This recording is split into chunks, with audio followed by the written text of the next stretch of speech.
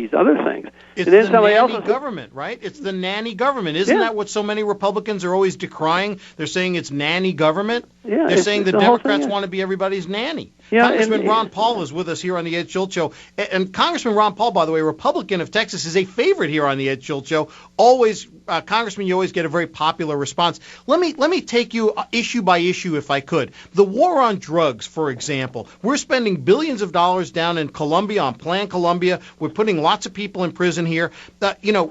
According to your political views, would you just declare the war on drugs over and let everybody smoke all the pot and snort all the cocaine they want? I would.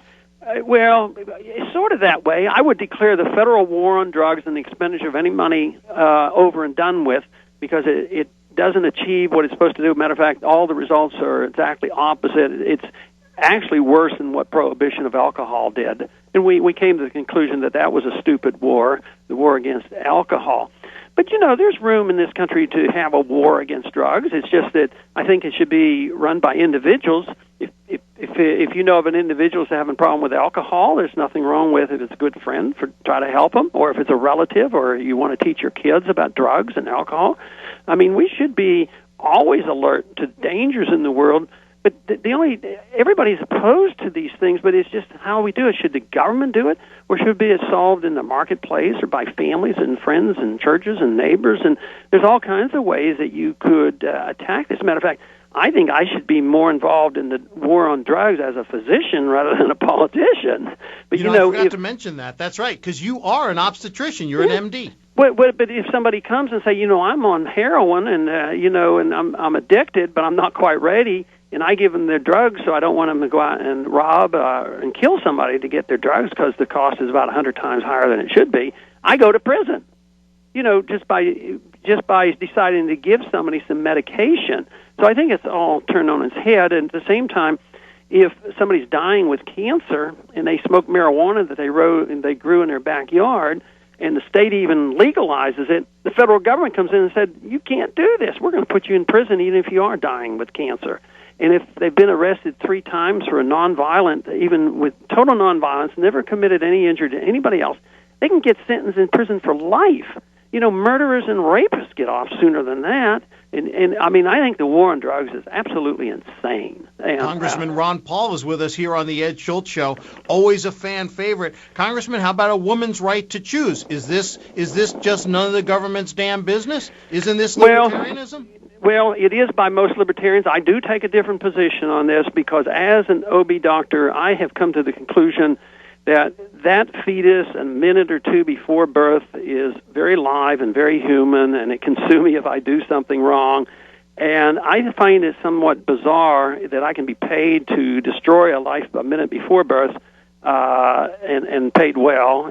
But if the life is destroyed 1 minute after birth, we arrest that individual for murder.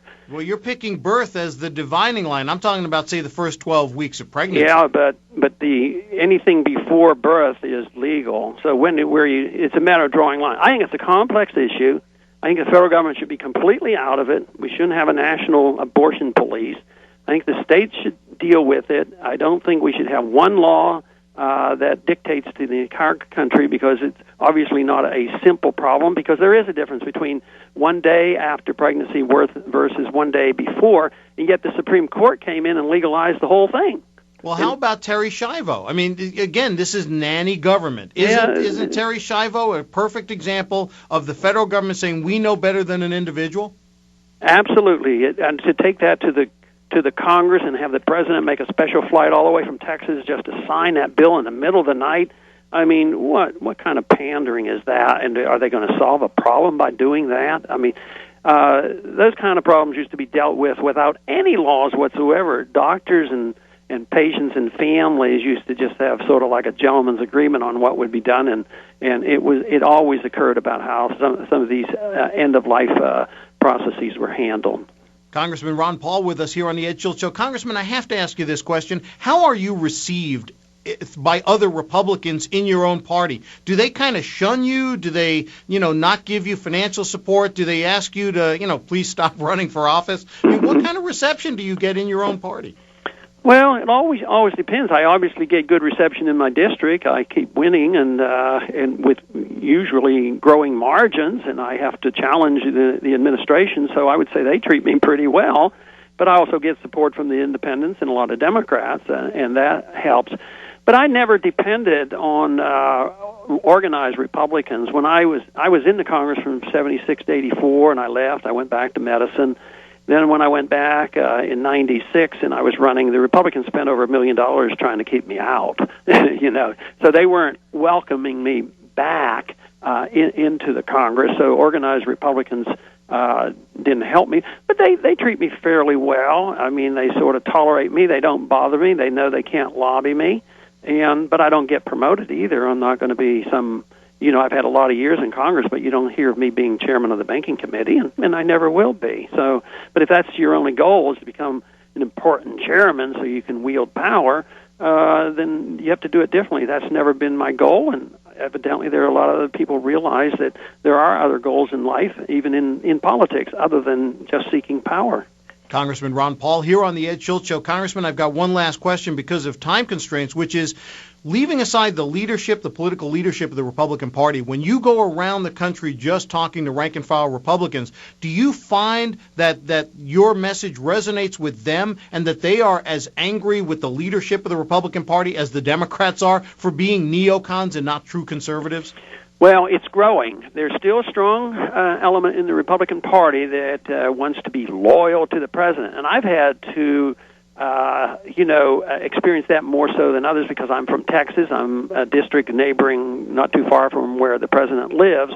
So they're very loyal. There's a natural tendency to be loyal to your state and to your president. But it's changing every single day. It's changing. Nobody wants to argue the war anymore. I asked people who strong supporters of the war. I said, if you had it to do over again and knew that the results would be these like we had these past 4 years, would you vote for that authority? And they all say no. So they can't be overly hostile toward me because of the failure that they've brought upon themselves. Would you just march us out of Iraq right now? I sure would. I'd bring them home. The sooner the better. Now, just leave? I would just leave, and of course, you don't leave in 24 hours. I mean, you have to have a process, but you could order the patrolling of the streets stop, let the Iraqis pick it up. They're going to have to. And I'm right now writing a speech for next week in the Congress where I'm predicting that maybe there are some unintended good results from us leaving. We certainly are doing better with Vietnam now that we trade with them and talk to them. We achieve nothing with war. We achieve everything with trade. So I think there's a strong argument that things could get a lot better in the Middle East.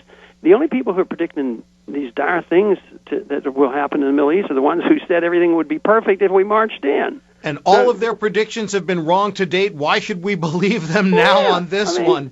No, I think there's room to be optimistic about what would happen if we would leave. I think there would be a coalition. They're already forming. Coalition between Shiites and Sunni. They actually talk to each other. I've talked to some of the members in their parliament that they want to work together and they're unified to get us out of there. And they don't like the Iranians either. They want us out, and they're passing resolutions. Congressman, we've run out of time. I do thank you so much for being so gracious with your time. Congressman Ron Paul with us here on the Ed Schultz Show. Nothing but your calls all the way through to the end here where America comes to talk. The Ed Schultz Show, 1-877-WE-GOT-ED. I'm Norman Goldman, and we're right back.